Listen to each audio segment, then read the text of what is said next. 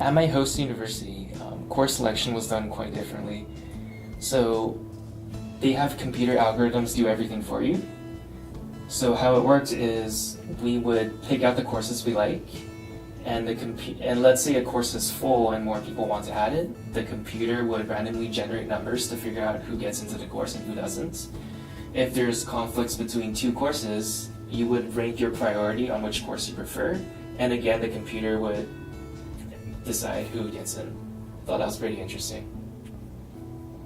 So I went to Singapore to study abroad, and it's pretty different from SFU because I took 3 business classes in Singapore, and both 2 of them are marketing and HR, and they both require students to go to subject pool, which is like a mandatory experiment that you go through. It's for the graduate students to collect data so they can conduct their research.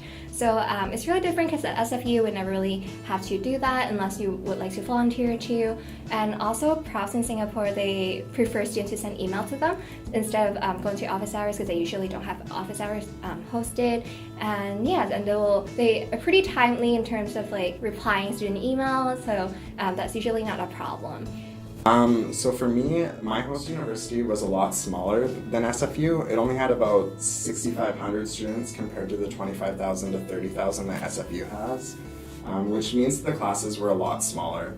So instead of having a lecture that was 150 to 200 students, generally my classes had about 25 to 30 students, even smaller than that. So I could connect with the professors a lot more. Professors could get things across to us students a lot more easily. And when I connected with the professors, it was just more encouraging to ask questions and get help for them. It was a lot easier to go to their office hours because they knew my name, my first name, as opposed to sometimes when you go to an office hour here and the professor might not even know which class you were in.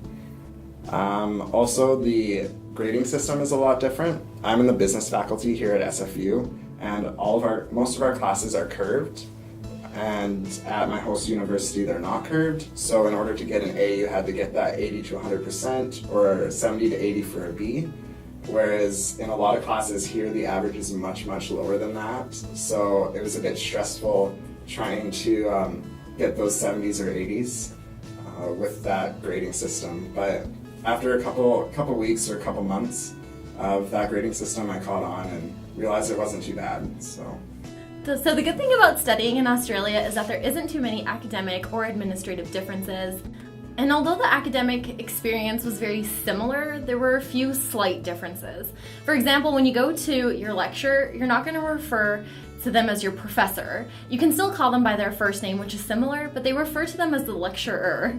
And when you go to your tutorial, the TA is actually called the marker. Yeah. So, and the other difference is that the grading scale is slightly different. It does work in a similar way to SFU, but instead of receiving an A, for example, they're going to give you something called an HD, and they will provide marking rubrics as well to break it down for you. So in terms of transitioning from school to school, it was very similar to SFU.